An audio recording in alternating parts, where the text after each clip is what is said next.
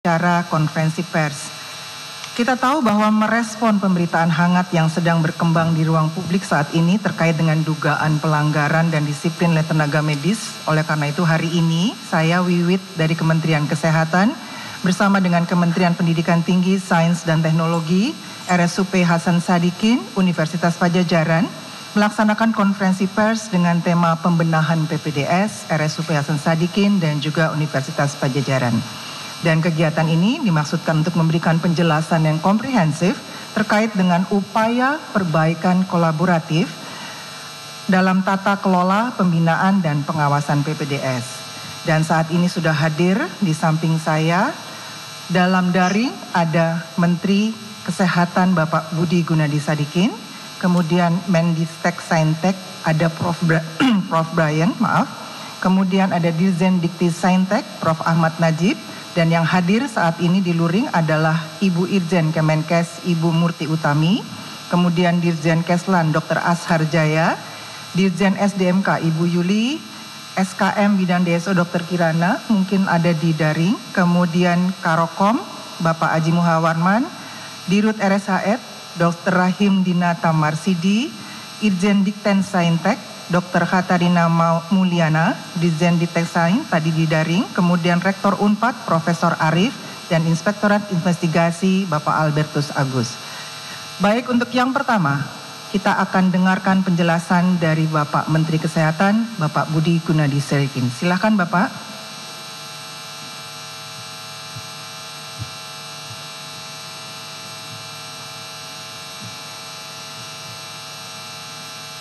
Saat ini Pak Budi kita dengarkan melalui daring ya teman-teman.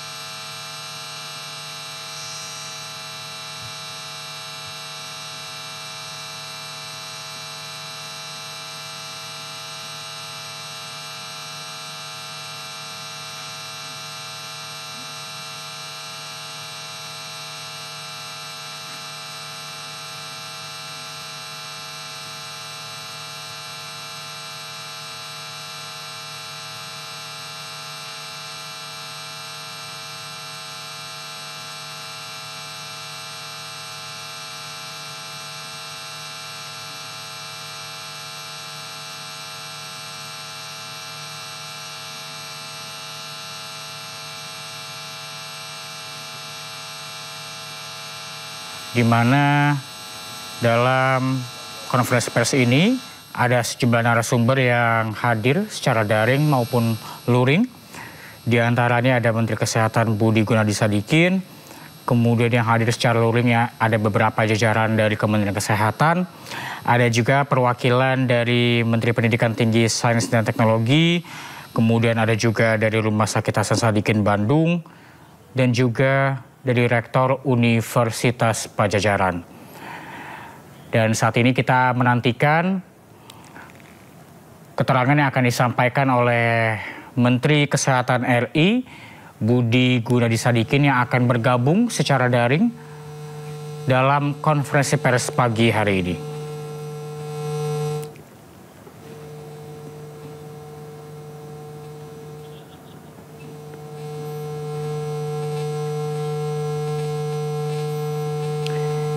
Ya, sebelumnya pemirsa, kasus pemerkosaan anak pasien di RSUS Bandung ini mencuat ke masyarakat dan kita saksikan pemirsa, Menteri Kesehatan Budi Gunadi Sadikin. Selamat malam Bapak.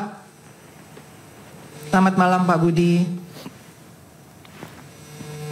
Di sini pagi, iya di sini pagi hari. Ya? Bisa Bapak jelas, monggo dipersilakan Bapak dimulai.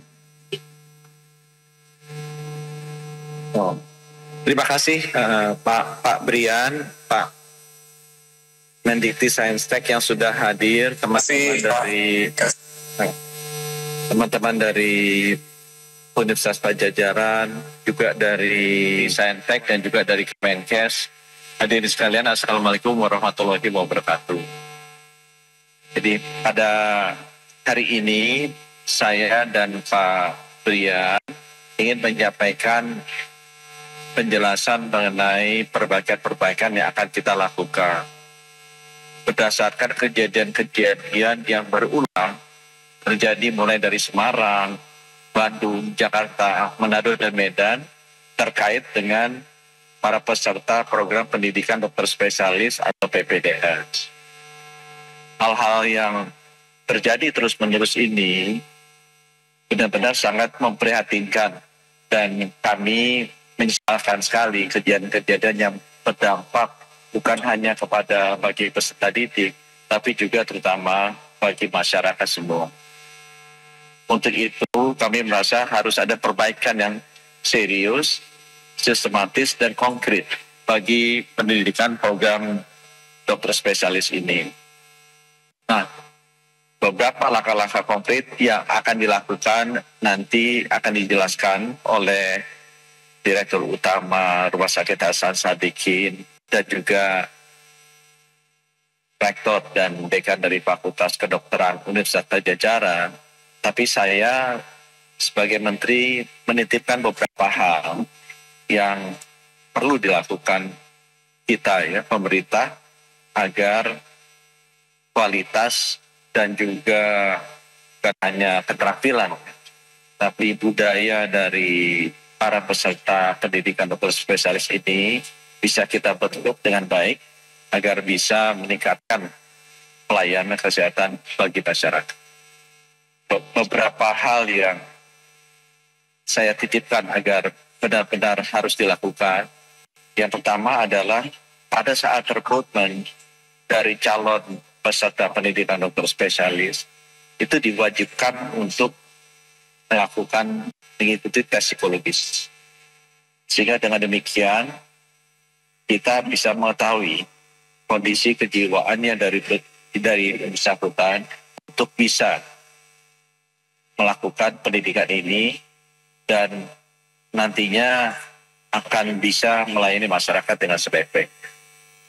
Saya juga minta yang kedua agar transparansi dari proses rekrutmen ini dilakukan dengan baik sehingga tidak ada lagi yang preferensi khusus yang mengakibatkan kita akan salah pilih dari peserta pendidikan dokter spesialis ini. Kami juga ingin memastikan bahwa afirmasi bagi putra-putri daerah yang masih kekurangan dokter spesialis kita lakukan.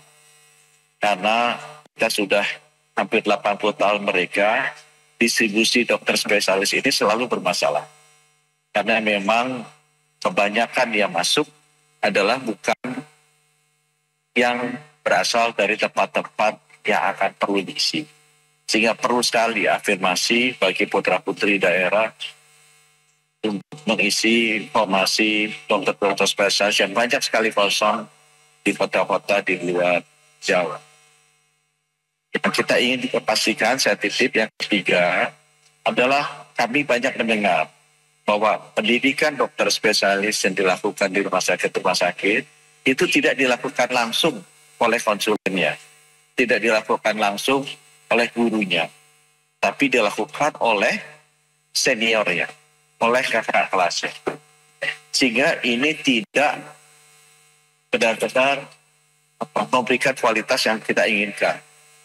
Ya, baik dari sisi keterampilannya maupun dari budaya kerja. Di negara-negara lain di seluruh dunia, pendidikan dokter spesialis ini dilakukan oleh konsulennya.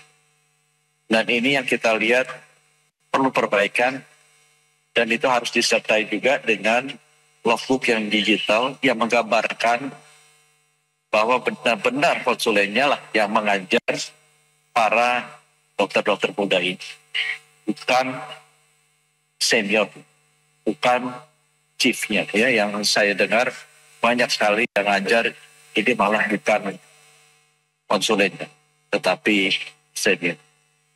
Kami juga ingin memastikan bahwa setiap 6 bulan harus dilakukan screening psikologis sehingga kondisi kejiwaan daripada peserta didik ini bisa kita monitor dengan rutin. Sehingga kalau ada hal-hal yang menunjukkan ada tekanan yang sangat besar di mental mereka bisa kita identifikasi dengan lebih dini. Terkait dengan pelayanan di rumah sakit, saya juga meminta agar disiplin jam kerja bagi para peserta didik ini dilakukan tanpa kecuali. Kami mendengar bahwa para peserta didik dokter spesialis ini dipaksa bekerja luar biasa. Banyak yang bilang katanya ini untuk latihan mental, tapi menurut saya terlalu berlebihan. Aturan-aturan mengenai jam kerja bagi peserta didik itu sudah ada dan seluruh dunia juga standar. Saya minta bahwa ini benar-benar dipatuhi. Kalau pun mereka harus bekerja overtime di satu hari, berikutnya harus libur.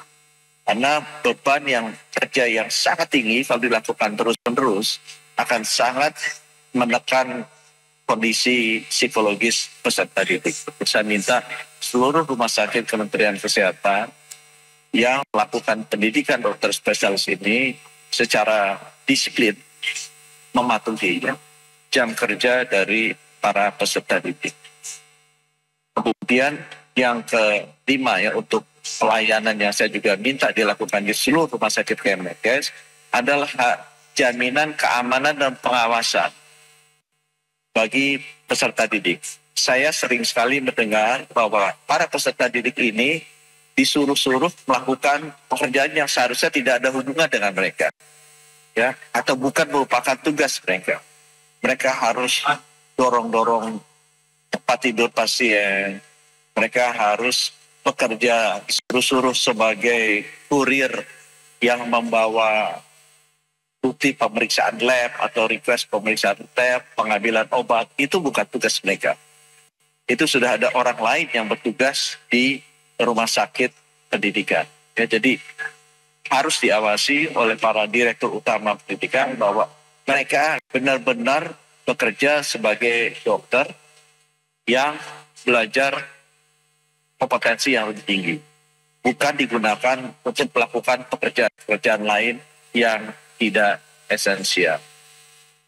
Kemudian saya juga ingin memastikan yang ketujuh bahwa harus ada forum rutin di mana kita bisa bertemu dengan mereka, para dokter spesialis ini. Saya juga akan memberikan komitmen waktu saya untuk bertemu dengan mereka agar well-being mereka, kesehatan raga dan fisiknya dan juga mentalnya itu kita monitor.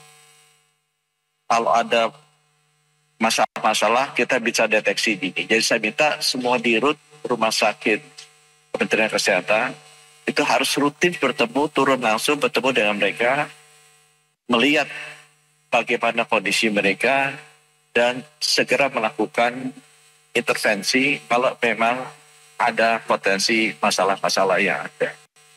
Kemudian yang terakhir yang saya minta juga adalah tekanan dari pendapatan itu selalu saya dengar. Jadi para dokter spesialis ini umumnya sudah berkeluarga. Mereka juga sudah bekerja. Ya. Sekarang mereka harus mengikuti program pendidikan dokter spesialis, tidak mendapatkan pendapatan, sehingga tekanan finansialnya besar sekali. Ya. Belum lagi mereka harus membayar. Nah ini yang nanti saya dengan Pak Trian rencananya kita mau menata ulang bagaimana pendidikan dokter spesialis ini bisa kita lakukan sama standarnya dengan pendidikan dokter spesialis di luar negeri ya. Di mana mereka sebenarnya bukan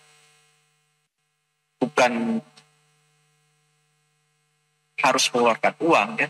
Mereka malah mendapatkan uang untuk mendalami profesi mereka, Langkah konkret yang saya ingin segera lakukan, saya sudah minta kepada Dirjen Tenaga Kesehatan agar para peserta pendidikan dokter spesialis ini kita kasih SIP sebagai dokter umum. Agar mereka bisa bekerja praktek sebagai dokter umum dan bisa mendapatkan pendapatan juga sebagai dokter umum. Ya. Baik di rumah sakit pendidikan atau juga di luar jam mereka fakultas pendidikan. Itu sebabnya kenapa jam kerja sebagai PPDS harus diatur agar mereka bisa melakukan pekerjaan dokter umum di rumah sakit pendidikan dengan SIP, bukan hanya sebagai PPDS, tapi SIP sebagai dokter umum agar bisa mendapatkan penghasilan. Jadi diharapkan dengan demikian, tekanan finansial yang luar biasa besar yang dialami oleh para peserta PPDS ini bisa kita kurangi. Saya harapkan bahwa langkah-langkah konkret ini bisa kita lakukan cepat dan terus kita monitor pelaksanaannya agar itu tadi ya masalah yang serius sistematis di pendidikan program pendidikan dokter spesialis ini bisa kita atasi bersama-sama. Nanti kami akan minta teman-teman dari Rumah Sakit Hasan Sadikin dan Universitas FK Unpad untuk bisa menjelaskan perbaikan-perbaikan di sisi mereka.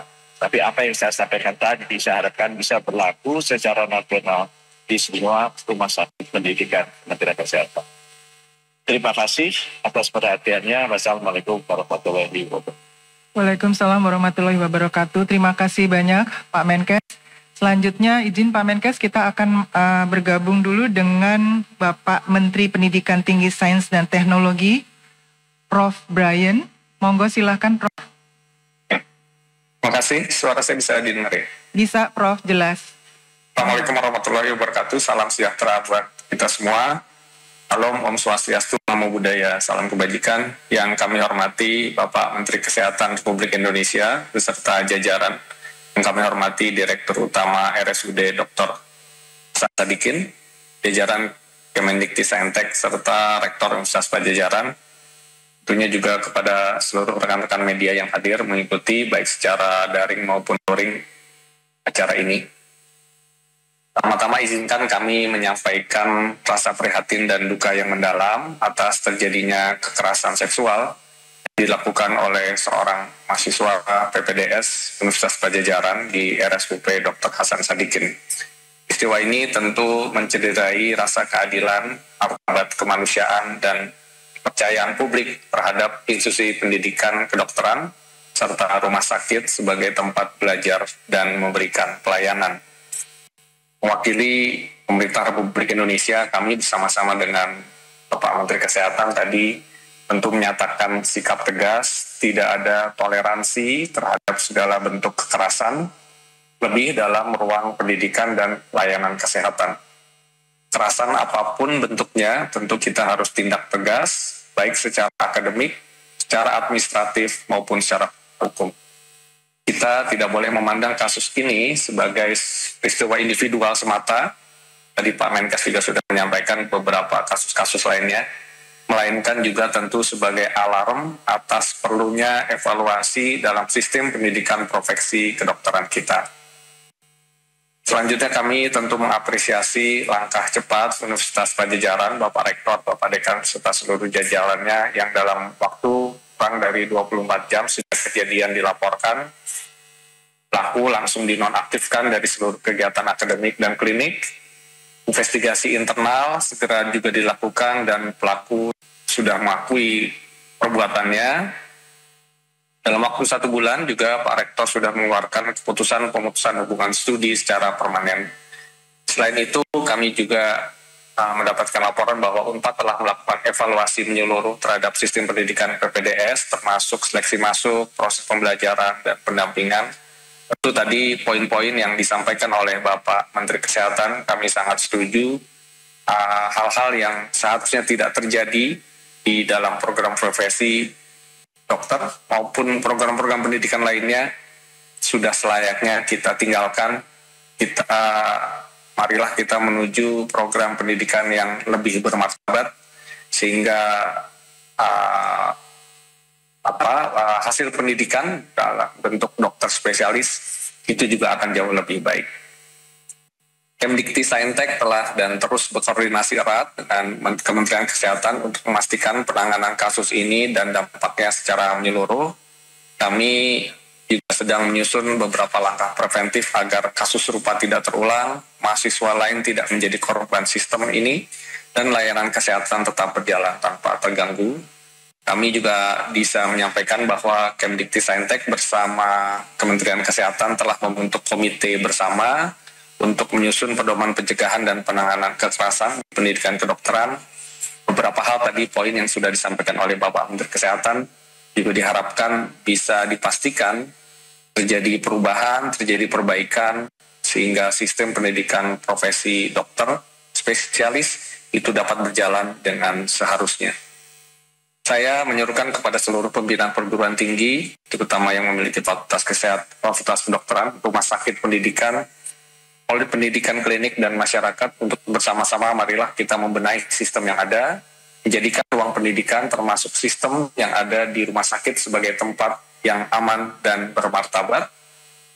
Kemudian juga marilah kita lahirkan dokter-dokter yang tidak hanya cerdas, tidak hanya memiliki kualifikasi yang baik, tetapi juga berintegritas dan bermartabat serta menjunjung nilai-nilai kemanusiaan. Kami sekali lagi sepakat dengan apa-apa yang sudah disampaikan oleh Bapak Menteri Kesehatan, sehingga semua itu dapat perbaiki. Kita ingin menghasilkan dokter-dokter yang bermartabat, yang dengan itu mereka dapat mengabdi kepada masyarakat, bangsa, dan negara secara jauh lebih baik. Sebagai penutup, kami sampaikan bahwa ini bukanlah semata-mata masalah satu institusi, satu mahasiswa, atau satu rumah sakit, apalagi beberapa kasus sebelumnya juga telah terjadi. Ini adalah ujian bagi kita, bagi sistem kita, dan tugas kita bersama adalah memastikan sistem ini dapat diperbaiki menjadi ke arah yang seharusnya. Pemerintah akan terus bergerak, pemerintah akan terus bertindak, kami dari Kemdikti-Saintek bersama-sama dengan Kemkes, dan jika diperlukan nanti tentunya dengan institusi lainnya, kita akan bekerja tanpa ada kompromi. Untuk hal ini, dunia pendidikan kita harus bersih dari kekerasan. Demikian dari kami, terima kasih. Wassalamualaikum warahmatullahi wabarakatuh. Warahmatullahi wabarakatuh. Terima kasih Prof. Brian. Teman-teman media sekalian, kita akan mendengarkan penjelasan dari Dirut RSHS dan juga dari Unpad, atau mau langsung pertanyaan? Langsung pertanyaan. Jadi mungkin nanti setara teknisnya ada di Rumah Sakit Hasan Sadikin dan juga Universitas Padjadjaran. Ya, jadi mohon izin Pak Menkes dan juga Prof. Brian, kita akan langsung pada diskusi yang menghantarkan teman-teman untuk bertanya, bisa kepada Pak Menteri, bisa kepada Pak Prof. Brian, bisa kepada Bapak dan Ibu yang ada di depan sini, dari RSHS juga Unpad, supaya mempercepat dan juga lebih keingintahuan teman-teman bisa tersalurkan. Saya buka diskusi pertama, 3 pertanyaan, tolong acungkan jari atau acungkan tangan, dari siapa, kemudian akan bertanya kepada siapa. Monggo.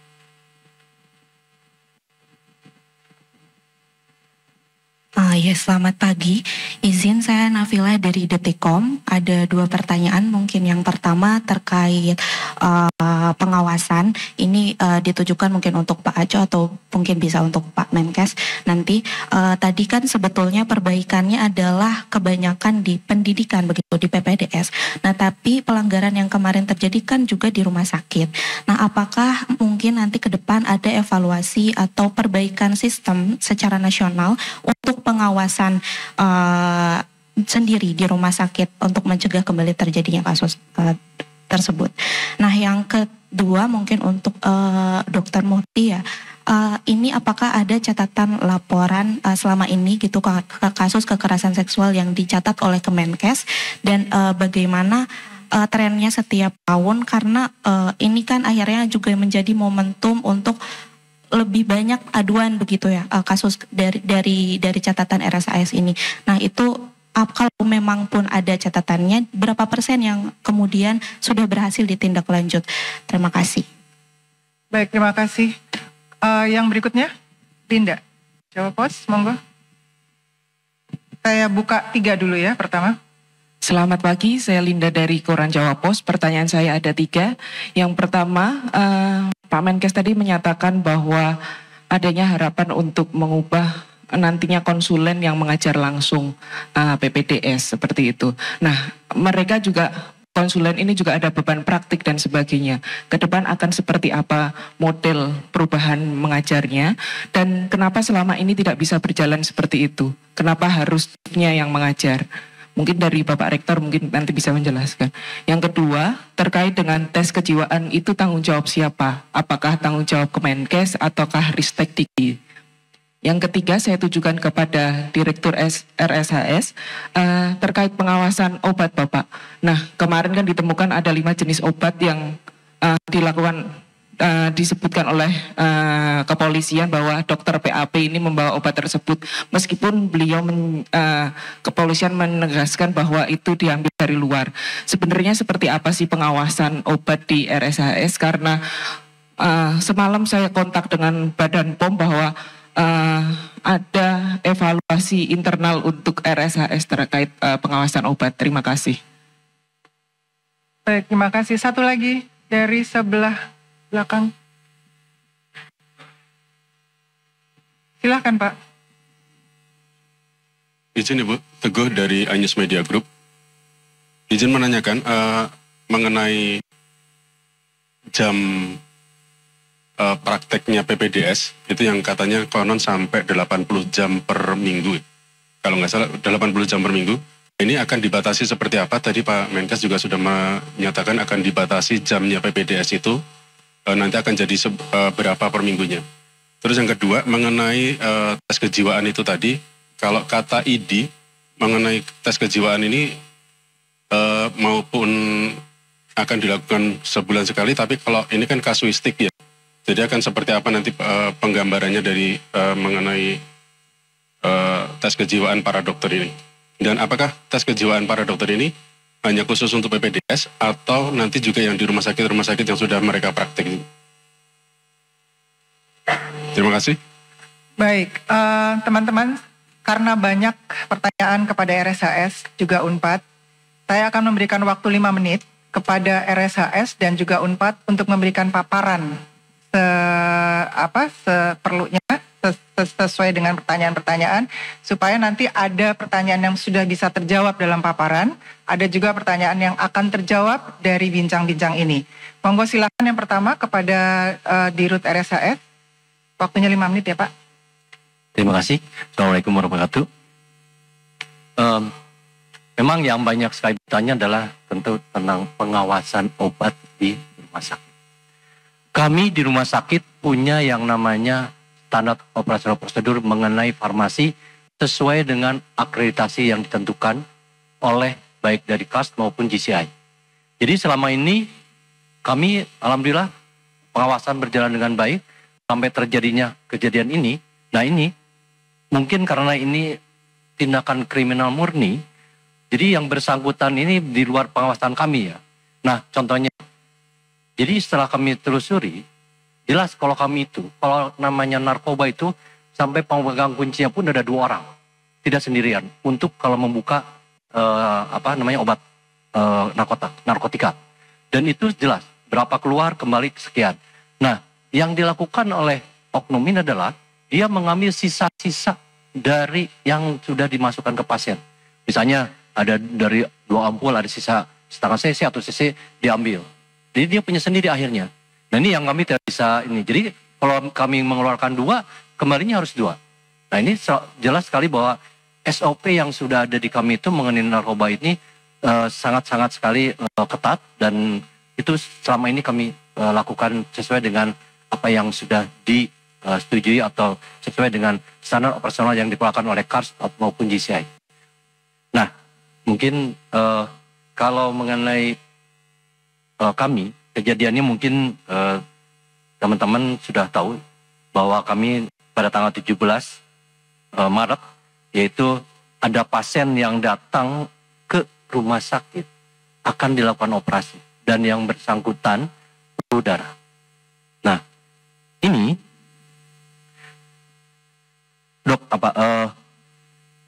pasien ini punya anak, jadi diminta untuk diberitahu akan ada darah untuk ayahnya. Kemudian sekitar jam 1 ada residen, ya ini yang oknum ini, yang kemudian mendekati atau mendekati ya, bahwa yang bersangkutan akan dibantu untuk diambilkan darah. Nah, ini di kami itu sebetulnya kalau darah itu memang kalau di bank darah kami ada, kami itu biasanya ngambil dari bank darah kami. Ya, dan untuk nanti kalau bisa kosong, kami biasanya meminta yang bersangkutan atau keluarganya untuk bisa diambil darahnya. Nah, ini mungkin yang oknum ini yang membujuk supaya atau mungkin ya mengatakan bahwa dokter akan membantu membawakan atau mengambil darahnya. Sebetulnya ini kalau dilihat dari cara dia membujuk memang sudah direncanakan. Nah, dia dibawa ke ruangan yang ruangan yang memang ruangan itu tidak difungsikan karena sedang dalam perbaikan. Jadi jelas dia bisa membawa sampai ke sana. Ini yang kemudian pada tanggal 18 jam 1 ya, kemudian jam 1 malam diduga yang bersangkutan ini melakukan kekerasan secara seksual yang sebelumnya memang dibius dulu, dan obatnya yang tadi dia punya sendiri obatnya. Memang kalau PPDS anestesi memang bekerjanya kan dengan obat bius ya, karena mereka konselnya pun dengan melakukan tindakan operasi tentu dengan memberikan obat bius.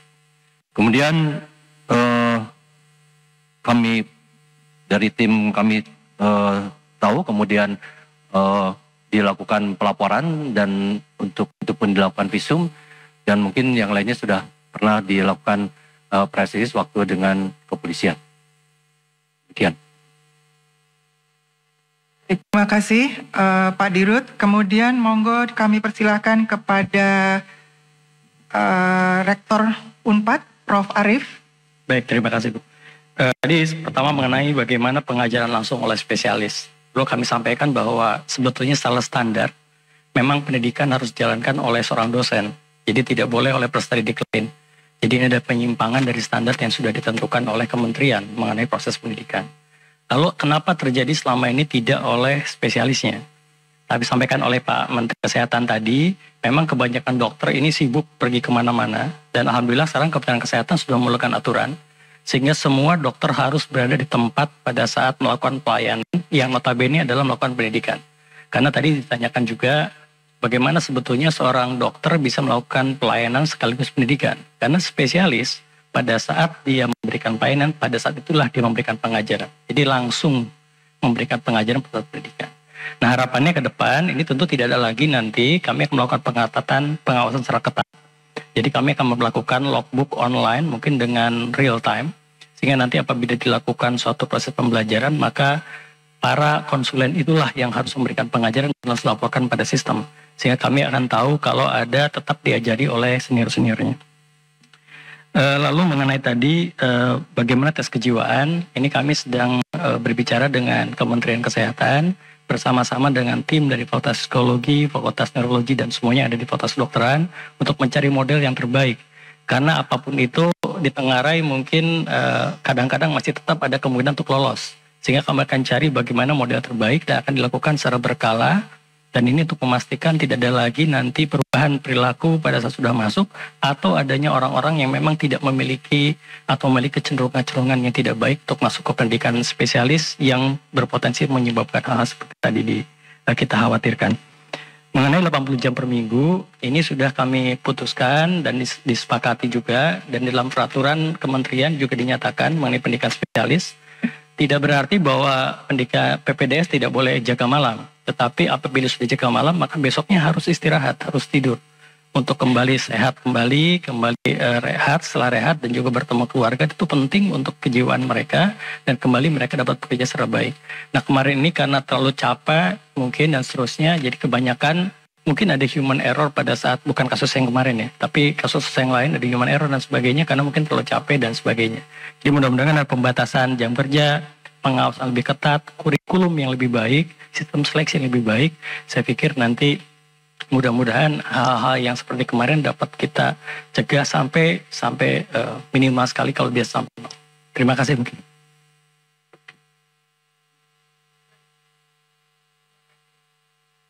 Terima kasih Prof. Teguh. Pak Menkes, ada beberapa pertanyaan kepada Bapak, yaitu dari Detik terkait dengan pengawasan di rumah sakit. Apakah Kemenkes akan ada evaluasi, kemudian juga tentang tes psikologis itu punyanya Kemenkes atau Kemendikbudristek. Kemudian juga tadi tentang disiplin jam kerja. Monggo Pak Menkes. Ya. Jadi yang pertama tadi Nabila ya dari Detikcom bertanya mengenai pengawasan di rumah sakit. Kami lihat memang harus ada perbaikan yang serius di rumah sakit pendidikan. Bagaimana secara keseluruhan si peserta didik program dokter spesialis ini itu harus selalu bekerja atau belajar diawasi oleh gurunya. Jadi tidak boleh dia dilepas begitu saja. Nah, kami akan perketat karena itu tadi yang disampaikan Pak Rektor. Kami sering dengar tuh bahwa konsulennya tidak mengajar mereka, yang ngajar malah seniornya. Itu serius itu dan itu harus perbaiki. Khusus untuk anestesi, karena ini kejadian di Semarang dan kejadian di Bandung, kita lihat begitu prodinya kita tunda, itu rame malah program layanan anestesia, bukan pendidikan anestesia. Jadi begitu kita hentikan PPDS anestesi untuk hadir di rumah sakit Kemenkes, ketahuan ternyata bahwa banyak dokter anestesi yang tidak bekerja di rumah sakit. Saya mulai mengamati bahwa ternyata yang melakukan pekerjaan anestesi di rumah sakit, di ruang bedah, adalah PPDS-nya. Dan ini bukan hanya buruk untuk pendidikan, ini sangat buruk untuk patient safety. Dan ini kejadian ini terjadi. Ya, jadi saya serius akan memperbaiki cara kerja dokter-dokter anestesi, bahwa di seluruh dunia demi pasien safety, sejak pasien masuk ruang operasi, sampai keluar, itu dokter anestesia harus selalu ada di situ. Ya, karena kalau terjadi apa-apa, pasiennya bisa celaka. Di Indonesia ternyata prakteknya banyak yang keluar, begitu sudah tidur, langsung keluar itu dokter anestesia. Jadi praktek-praktek seperti ini berbahaya sekali dan tidak mengikuti standar dunia untuk best practices. Ini ketahuan pada saat kita bekukan sementara itu prodi anestesi di Rumah Sakit Haryadi dan Rumah Sakit Hasan Sadikin. Dan saya dengar ini terjadi hampir di seluruh rumah sakit pendidikan.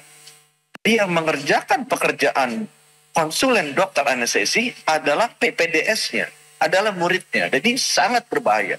Jadi saya akan sangat serius memperbaiki pengawasan baik dari kerja, dan jangan sampai si dokter PPDS ini bekerja secara berlebihan dan dia tidak dibayar. Yang dibayar tetap dokter anestesinya, tapi yang kerja itu PPDS-nya. Jadi praktek-praktek seperti ini nanti akan secara keras kita perbaiki agar dokter anestesinya lah yang harusnya bekerja, PPDS-nya melihat dia bekerja, atau kalau apapun PPDS-nya diberikan kesempatan hands-on, harus ada dokter anestesinya di sana.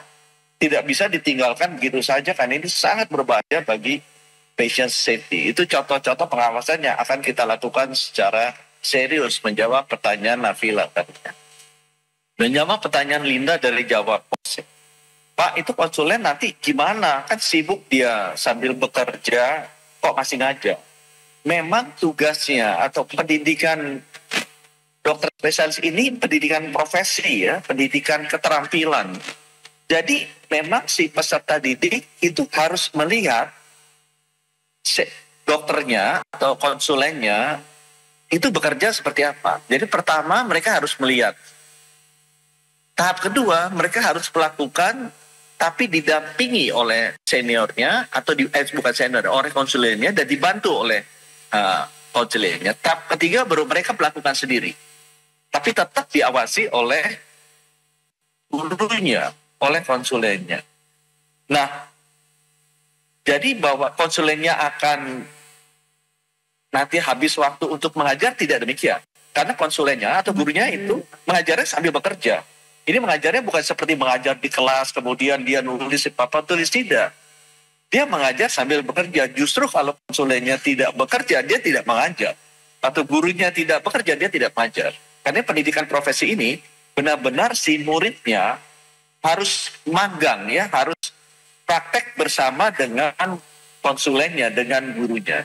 Itu sebabnya pertanyaan bahwa konsulennya atau gurunya nanti kalau sibuk belajar tidak bisa bekerja jadi tidak relevan. Ini berbeda dengan pendidikan akademis. Ini adalah pendidikan profesi di mana konsulen atau gurunya itu mengajarnya dengan bekerja, memberikan contoh pekerjaannya seperti apa. Lina juga tadi nanya mengenai uji psikologis. Kita tanyakan sajalah ke ahlinya. Kita sudah tanya ke kolegium psikiatri, ya, dokter jiwa, dan sudah mendapatkan jawaban dari mereka. Ujiannya seperti apa? Ya, banyak pihak yang tidak ingin dilakukan. Ya, ini kejadiannya karena itu. Karena tidak pernah dilakukan, ini ketutup-tutupi, kondisi mental PPDS tidak diketahui, akibatnya meledak seperti ini. Ya, kasihan juga para PPDS ini. Itu sebabnya ujian psikologis ini akan kita lakukan bersama-sama antara Kementerian Kesehatan dan Kementerian Pendidikan.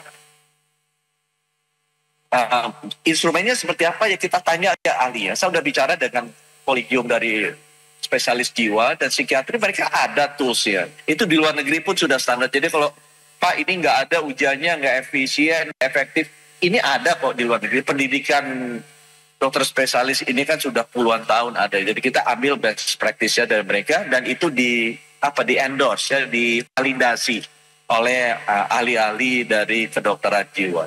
Tadi Teguh nanya dari iNews mengenai jam praktek PPDS. Itu 80 jam itu maksimal, ya teman-teman. Kalau dibagi 7 itu artinya 11 jam per hari. Itu yang kerjanya 11 jam per hari itu mungkin Pak Brian dan saya saja. Yang lainnya kan biasanya kerjanya 8 jam per hari. Ini 11 jam per hari, ya. Jadi ini sudah banyak sekali waktunya mereka. Jadi ini tidak boleh dilebihi. Dan kalau bukan berarti satu hari 11 jam, kalau mereka jaga dan ada kasus emergency boleh naik sampai 14 jam atau 15 jam, tetapi besoknya harus segera dikurangi. Itu juga praktek-praktek standar yang di luar negeri dilakukan seperti itu. Sehingga dengan demikian keletihan mentalnya para dokter ini bisa dijaga, ya. Karena kan pendidikan ini bukan hanya pendidikan fisik, ya, tapi ada juga pendidikan akal, pendidikan hati, dan pendidikan jiwa. Jadi saya berharap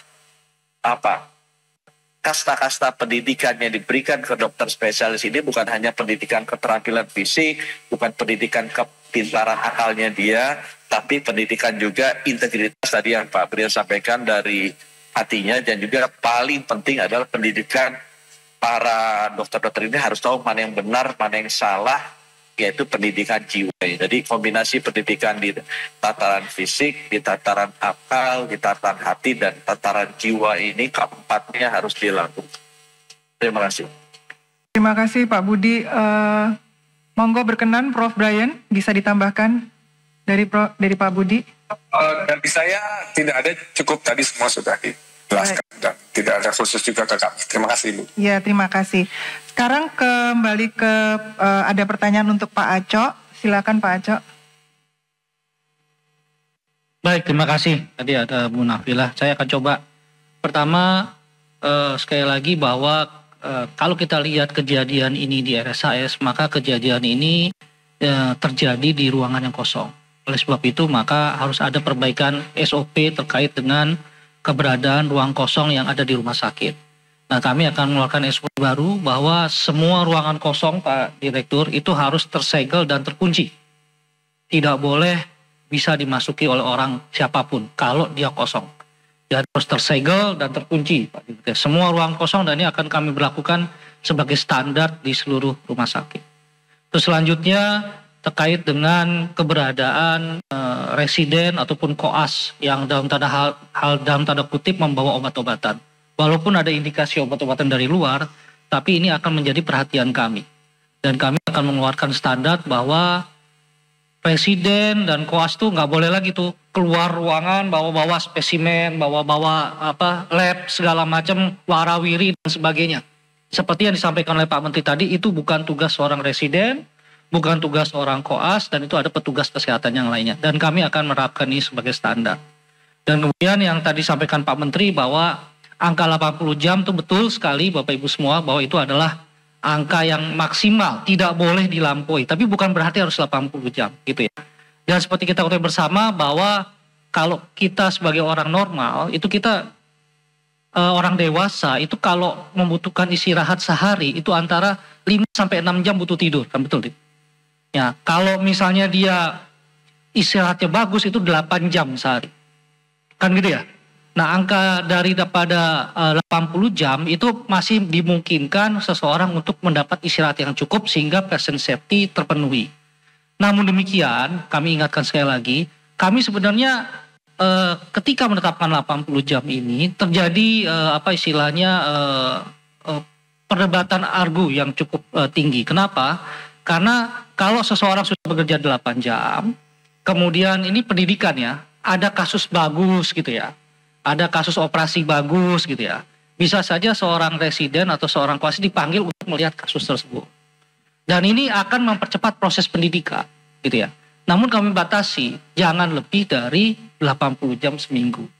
Dan angka 80 jam ini masih dimungkinkan seseorang untuk dapat beristirahat dengan baik dan tidak mengganggu patient safety. Sekali lagi 80 jam ini adalah maksimal. Ya, bukan harus setiap hari atau setiap minggu 80 jam seminggu. Saya rasa itu yang bisa saya sampaikan. Terima kasih Bu. Terima kasih Pak Aco. Monggo Ibu Murti tentang terkait dengan kasus.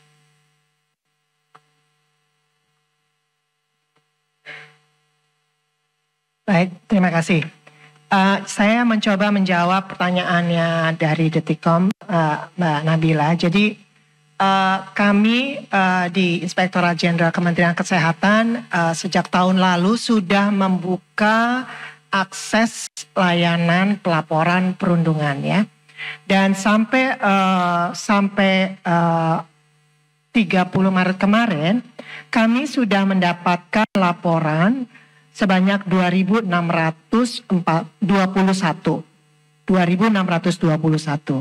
Yang masuk dalam kategori perundungan itu sebanyak 620 laporan. Tadi ditanya spesifik oleh Mbak Nabila, apakah ada pelaporan kekerasan seksual dan hal ini pemerkosaan? Secara spesifik pemerkosaan tidak ada. Tapi memang ada pelaporan pelecehan seksual dari peserta PPDS. Itu ada 3 laporan yang sudah masuk dan sudah kita tindak lanjuti. Nah, saya coba kembali lagi terhadap data 620 perundungan. Dari 620 laporan perundungan yang masuk, yang lokusnya atau tempat perundungannya berada di Rumah Sakit Vertikal Kementerian Kesehatan itu ada 363 ya, 363 laporan. Dan untuk di luar Rumah Sakit Vertikal itu ada 257. Nah, 257 ini biasanya saya berkolaborasi dengan Ibu Irjen Kemendikti Saintek untuk lokus-lokusnya di mana, dan beliaulah yang nanti akan berkoordinasi dengan teman-teman dari FK. Ya. Nah, dari laporan yang sudah kita tindak lanjuti, teman-teman sekalian, memang ada 3 rekomendasi yang kita mintakan untuk dihentikan prodinya. Yaitu ada 3, yaitu ada di rumah. Pertama adalah prodi anestesi di Rumah Sakit Karyadi. Ya, sampai saat ini belum kita buka.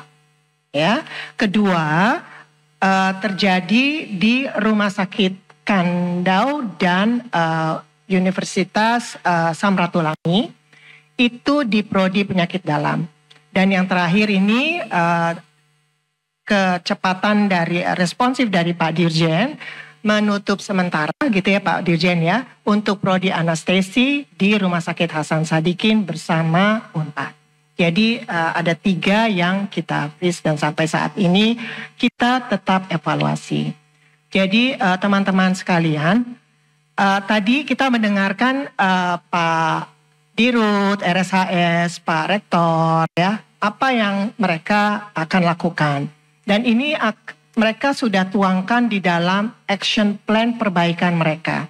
Nah, action plan ini akan kami monitoring, akan kami evaluasi bersama dengan Ibu Katarina sebelah saya, Ibu Irjen Kemendikti Saintek, dan nanti ini menjadi bagian dari rekomendasi untuk pembukaan prodi.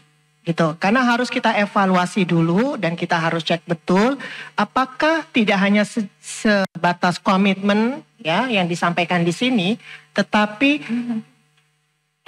fakta-fakta di lapangannya seperti apa, sehingga kita lebih prudent apakah prodi ini pantas dibuka atau tidak gitu ya. Sementara kan kita akan evaluasi.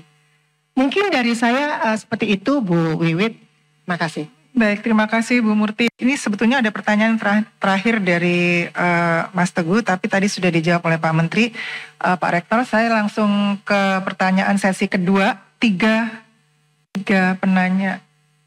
Baik, tadi yang angkat tangan kayaknya yang sebelah sini dulu deh, yang tengah. Iya, yang belakang.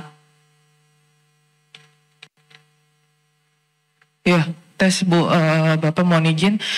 Saya Ayu dari akurat.com mau tanya terkait tes kejiwaan ini kan jadi penekanan aja akan diterapkan untuk seluruh calon PPDS seperti itu ya.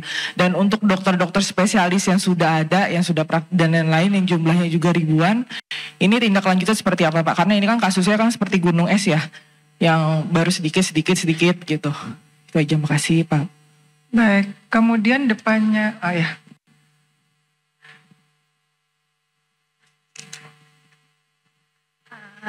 Oke, baik. Terima kasih. Saya Alia dari Reporter Kumparan. Jadi ada 2 pertanyaan yang akan saya ajukan untuk Kemenkes.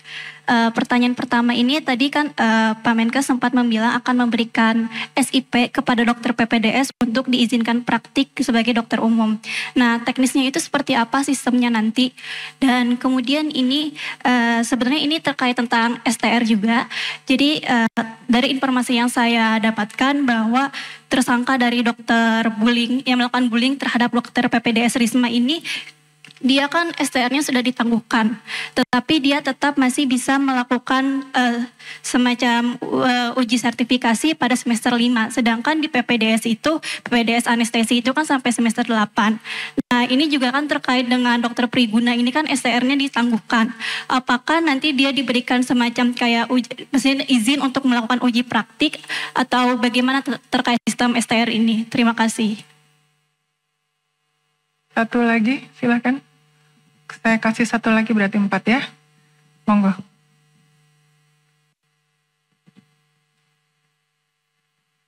Baik, terima kasih. Saya Dinda dari Tempo. Ingin tanya ke Pak Menkes. Ini kan kasus kekerasan seksual atau pelecehan seksual itu lumayan banyak belakangan ini ya bermunculan. Nggak hanya di PPDS RSHS Bandung, tapi juga belakangan dokter Objin di Garut, terus juga belakangan ada di Malang juga terjadi gitu.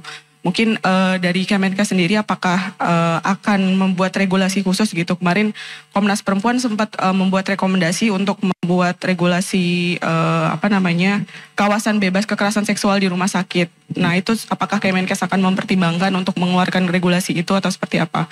Lalu soal SOP di RSHS sendiri, tadi berdasarkan penjelasan dari Pak Menkes itu kan dokter PPDS itu nggak boleh melakukan tindakan sendiri gitu ya, harus ada yang mendampingi. Nah itu apakah dokter konsulen yang mendampingi dokter PPDS itu akan dikenai sanksi juga gitu atau seperti apa gitu, karena itu kan salah satu bentuk kelalaian gitu ya. Nah itu seperti apa tindakannya dari RSHS sendiri dan juga dari Kemenkes seperti apa? Oke, mungkin itu aja, terima kasih. Satu lagi tadi sebelahnya. Oke, terima kasih Bu atas waktunya. Saya Oyuki dari Tempo juga menyambung pertanyaannya Dinda terkait banyaknya kasus kekerasan seksual yang dilakukan oleh dokter. Sebenarnya mekanisme pengawasan yang dilakukan Kemenkes terhadap praktik kedokteran itu seperti apa sih sejauh ini Pak? Apakah dinilai sudah cukup efektif untuk melindungi pasien dari tindakan asusila? Kemudian sejauh mana sebenarnya pengawasan dinas kesehatan dapat melakukan pengawasan terhadap fasilitas kesehatan secara nasional, nggak hanya di rumah sakit yang di bawah Kemenkes, apakah juga termasuk melakukan audit medis, dan apakah ada SOP pelayanan pasien yang berlaku secara nasional. Seperti misalnya ketika melakukan pelayanan kesehatan itu dokter harus didampingi oleh perawat dan lain semacamnya. Terus kemudian terkait keluar masuknya obat, itu apakah ada SOP yang berlaku secara nasional yang dikeluarkan oleh Kemenkes? Itu saja, terima kasih Bu. Baik, terima kasih. Izin Pak Menkes, semua pertanyaan sepertinya ke Pak Menkes banyaknya. Dari Akurat, kemudian Kumparan, dan juga Tempo. Ya, saya akan mulai dengan yang Alia ya dari Kumparan ya. Itu tadi nanya mengenai SIP dokter umum dan SCR di Undip. Ya. Memang salah satu masalah kenapa tekanan kejiwaan itu terjadi di PPDS sesudah saya bicara dengan beberapa orang dari mereka langsung adalah karena mereka tidak ada pendapatan. Padahal mereka ini umumnya sudah berkeluarga dan sebelumnya sudah bekerja sebagai dokter umum. Terampil di sistem pendidikan, program pendidikan dokter spesialis sekarang, mereka hanya diberikan SIP sebagai peserta PPDS.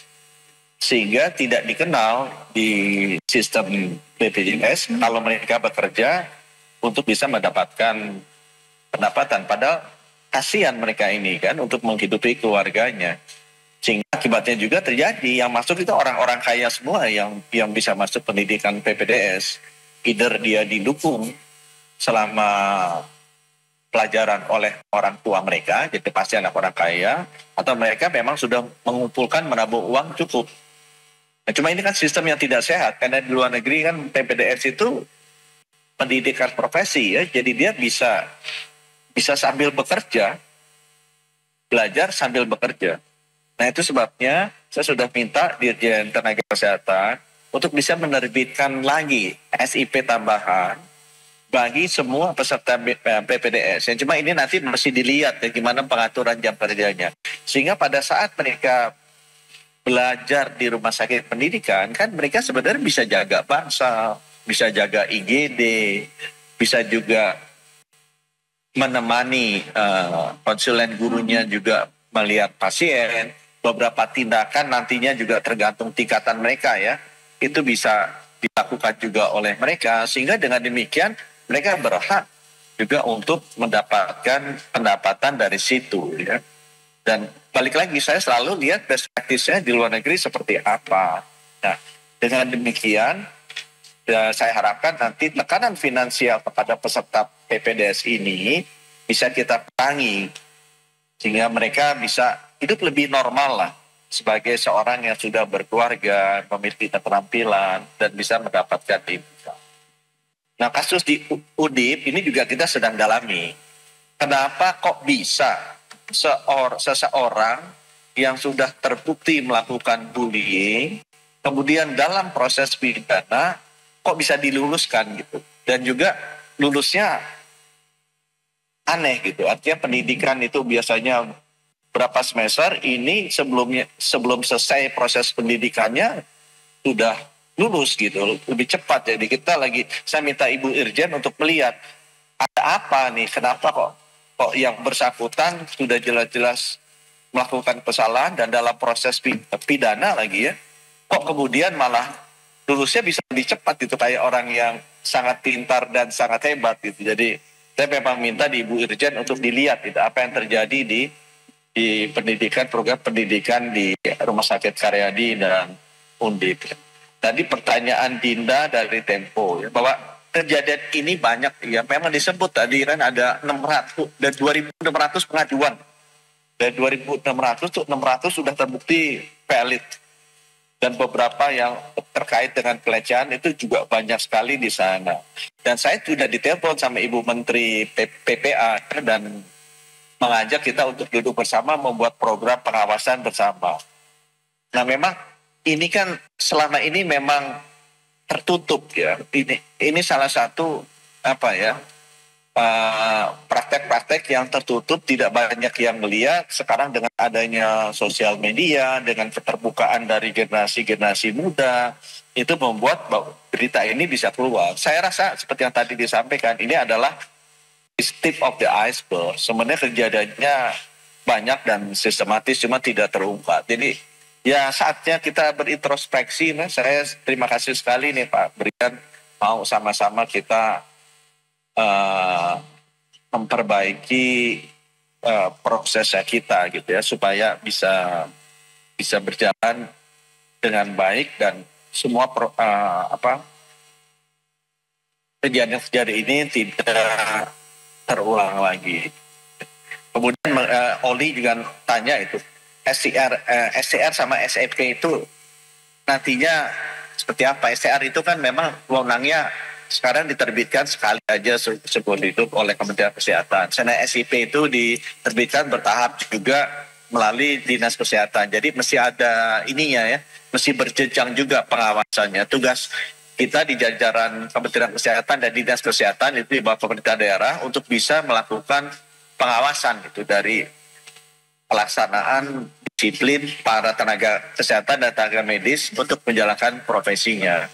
Dan kita memiliki wewenang sekarang untuk mencabut STR dan SIP itu kalau memang benar-benar terbukti adanya pelanggaran. Dan pengawasannya seperti apa? Ya, kita sekarang berterima kasih karena kita mendapatkan bantuan dari teman-teman di media untuk bantu mengawasi layanan kedokteran dan profesi ini. Tapi ke depannya kita untuk standar prosedurnya itu sudah ada yang namanya PNPK. Jadi standar layanan itu sudah ada. Jadi tidak mungkin misalnya orang usus buntu di CT scan itu nggak mungkin. Karena sudah ada prosedurnya yang harus dipatuhi dan setiap rumah sakit sudah memiliki itu.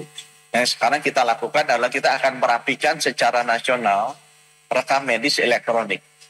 Agar kita juga bisa melihat secara nasional semua tindakan-tindakan yang dilakukan oleh tenaga medis dan tenaga kesehatan, apakah itu sudah sesuai dengan panduan nasional yang kita berikan. Ya, kita berikan itu OYUPIT tadi tanya ya. Saya rasa itu yang saya ingin sampaikan ya. Ya khususnya tadi yang di Karyadi dan di Undip ya, kita ingin pastikan bahwa selama proses pengadilan masih berjalan bagi seniornya yang diduga melakukan bullying ini, memang sebaiknya jangan kemudian dilakukan percepatan yang meluluskan dia sebelum waktunya. Itu yang menurut saya itu agak, nanti saya minta Ibu Dirjen untuk memeriksa ya, agar dipastikan proses pengadilannya bisa berjalan normal dulu ya, berjalan normal dan selesai. Dan kemudian kita terburu-buru melakukan respons, sementara proses pengadilannya juga masih berjalan. Dan ini kan proses yang sifatnya pidana karena ada peserta didiknya yang kemudian wafat. Mungkin saya demikian. Terima kasih Pak Menkes. Dipersilahkan Prof. Brian, ada tambahan? Monggo.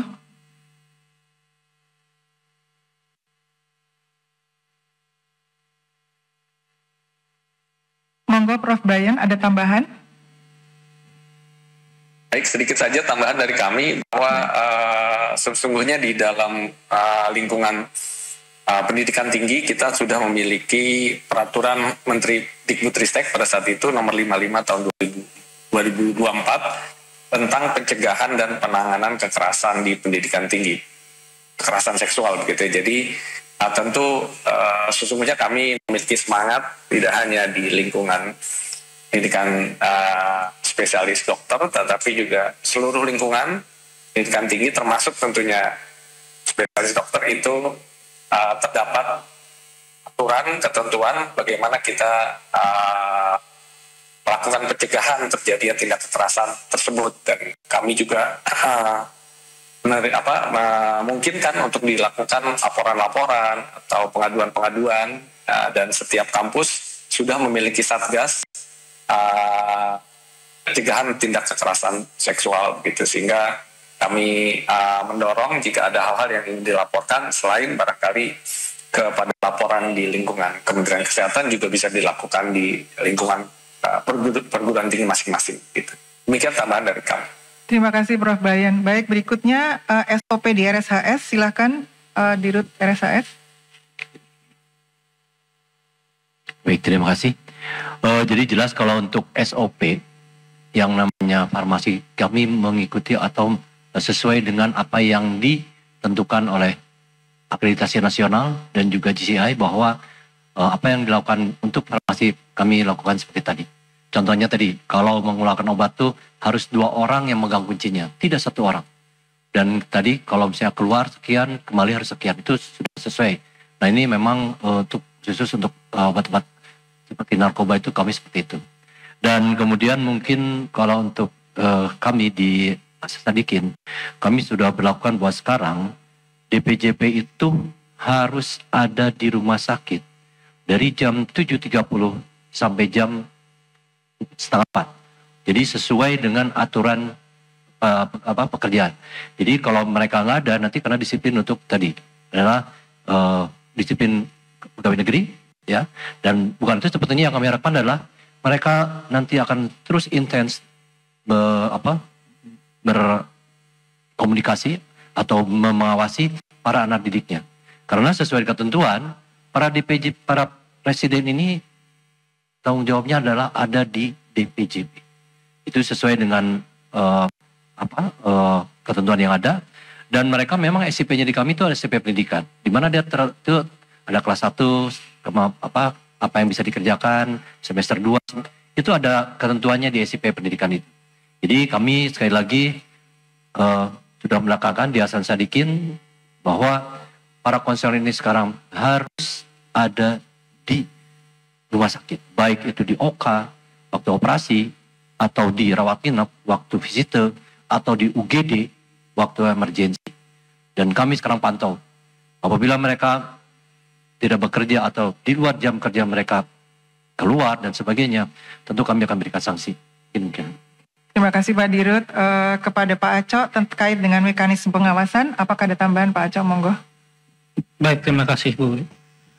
Baik rekan-rekan media semua, bahwa sejak kami melakukan pembenahan, nanti mungkin Bu Yuli bisa menambahkan, kami melakukan pembenahan terkait dengan SIP dan STR di tingkat pusat Kementerian Kesehatan. Bisa saya tegaskan bahwa setiap dokter sekarang mempunyai namanya logbook. Dan di logbook tersebut tercatat semua kompetensi, termasuk prestasi-prestasinya, dan termasuk juga kalau dia punya masalah. Termasuk dalam hal ini bullying dan sebagainya. Dan semua presiden dan sebagainya yang melakukan bullying sudah kami catat di situ. Dan ini sebenarnya bisa diakses oleh Kepala Dinas Kesehatan dan sebagainya ketika nanti mereka memberikan izin terkait dengan SIP dan sebagainya. Jadi pengawasannya sudah bisa dan sangat terbuka sekali, dan tentu saja mohon maaf nih hanya bisa diakses oleh stakeholder. Mungkin Bu Yuli bisa menambahkan terkait dengan logbook. Ya, bismillahirrahmanirrahim.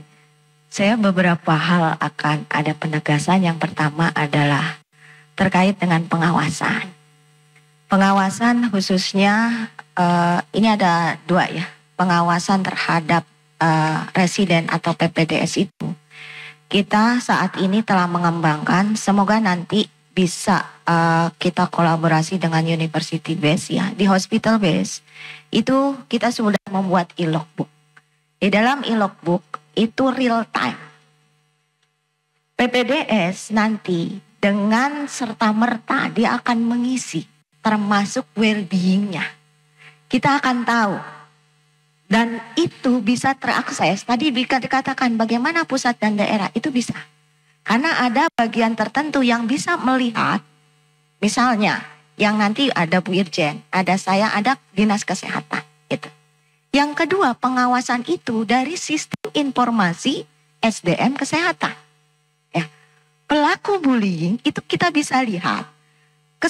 Teman-teman pemerintah daerah, khususnya Dinas Kesehatan, teman-teman perizinan dapat membuka terflagging tersebut.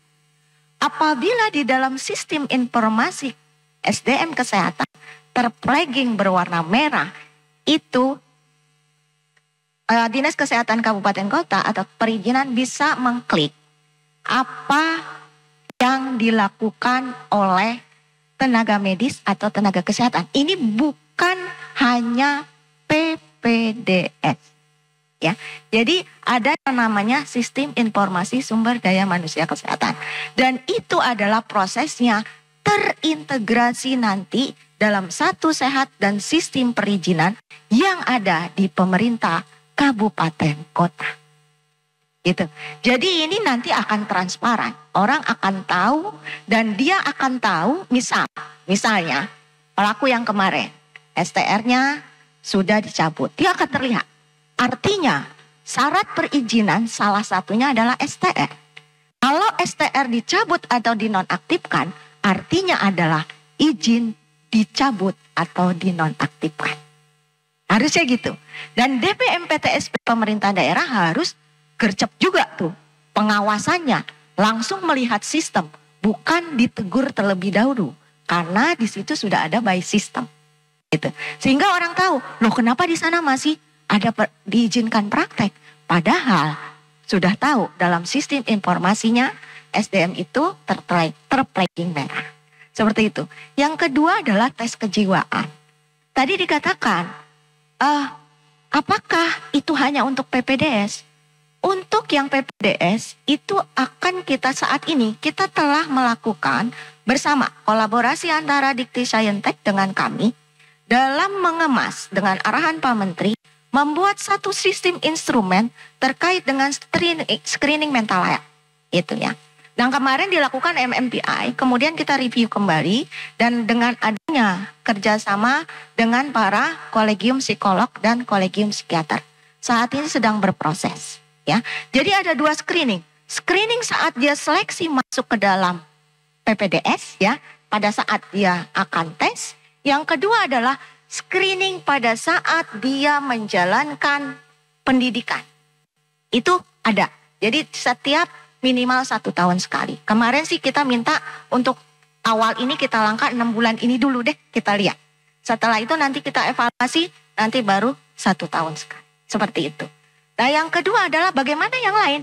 Yang lain tetap dalam rangka pendidikan pelayanan, khususnya kita coba di rumah sakit vertikal, semua akan dilakukan screening yang terkait dengan tes kejiwaan. Karena apa? Di situ ada pendidik klinis, di situ ada residen dan ada tempat pelayanan yang dampaknya kepada masyarakat. Demikian Bu. Baik, terima kasih Bu Yuli.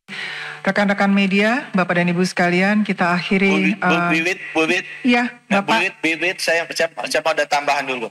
Iya Bapak, tadi saya juga mau monggo Bapak, Bapak dengan Kemendikti ya Pak ya, closing statementnya, silahkan Bapak. Ya, yang pertama saya ingin sampaikan bahwa kejadian-kejadian ini ya berapa tadi dari 2.600 ya masukkan 600 yang kita sudah verifikasi oleh Irjen. Tapi jangan lupa ini ada 2.000 hampir 300.000 lah dokter-dokter yang ada di seluruh Indonesia. Jadi orang-orang yang melakukan tindakannya dengan baik dan proper itu jauh lebih banyak dari oknum-oknum yang melakukan tindakan yang sangat tidak baik seperti ini. Nah, saya butuh media juga secara proporsional ya memperhatikan hal tersebut.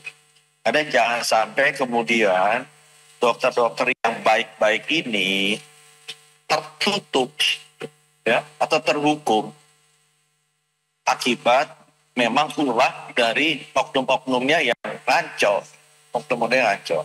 Nah, Kemenkes menyadari hal ini dan kita melihat ya akhir-akhir ini terbuka karena selama ini sistemnya tidak transparan ya, selama ini sistemnya kita tidak pernah tegas memberikan efek jera sehingga oknum-oknum ini dibiarkan terus melakukan tindakan-tindakannya yang tercela tanpa adanya kontrol dari regulator, dari otoritas sehingga meledak akhirnya ya. karena terbiasa. Nah itu yang kedepannya pemerintah akan lebih tegas dengan adanya undang-undang yang baru.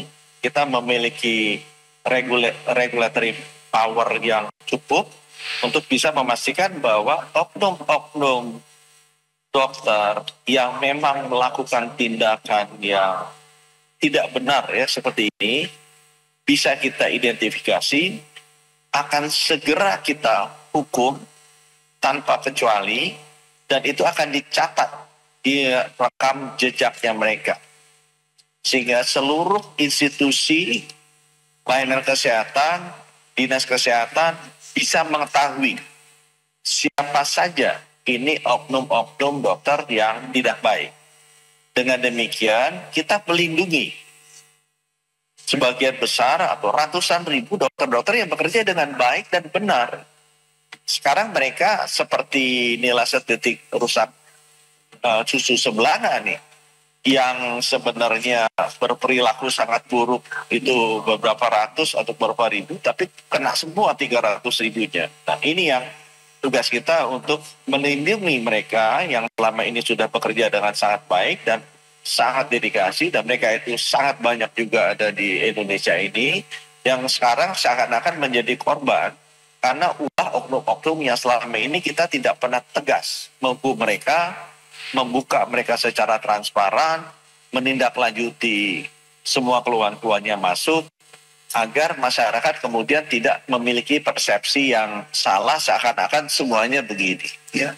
Tidak, saya jamin masih sangat banyak dokter-dokter yang melakukan pekerjaan dengan sangat baik. Dan tugas kita pemerintah adalah memperbaiki sistem yang ada sekarang ini. Kalau ada kesalahan harus kita identifikasi, buka secara transparan, dan dihukum yang tegas agar bisa memberikan efek jera bagi oknum-oknum yang memang tidak berperilaku bermoral baik ini, sekaligus melindungi kepercayaan masyarakat dan melindungi ratusan ribu dokter-dokter yang memang bekerja dengan sangat. Mungkin dari saya demikian, saya titip ini ke teman-teman media. Terima kasih. Baik, terima kasih Pak Menkes sebagai closing statement, dan closing statement dari Kemendikti-Saintek. Monggo silahkan Ibu Irjen, Ibu Katarina.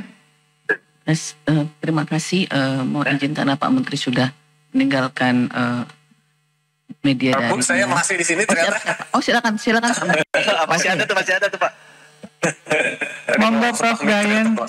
Baik, terima kasih Ibu, terima kasih Pak Menkes. Jadi melanjutkan apa yang sudah disampaikan Bapak Budi, Pak Menkes, intinya kami mengajak seluruh teman-teman di Fakultas Kedokteran yang mau baik yang konsulen maupun yang lainnya, marilah kita sama-sama melihat ini sebagai sebuah momentum untuk memperbaiki. Tentu ada hal-hal yang masih kurang pas, kurang baik.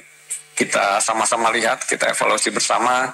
Tujuannya bersama-sama untuk kita lebih baik lagi, tidak untuk mencari siapa yang salah, siapa yang tidak pas, tetapi marilah kita lihat ini sebagai awal untuk bersama-sama perbaiki, sama-sama mengembalikan lagi, sehingga tadi disampaikan hal-hal kecil yang berpotensi nantinya membuat anggapan tidak baik bagi keseluruhan program PPDS ini bisa kita hindari, bisa kita betulkan, kita benahi.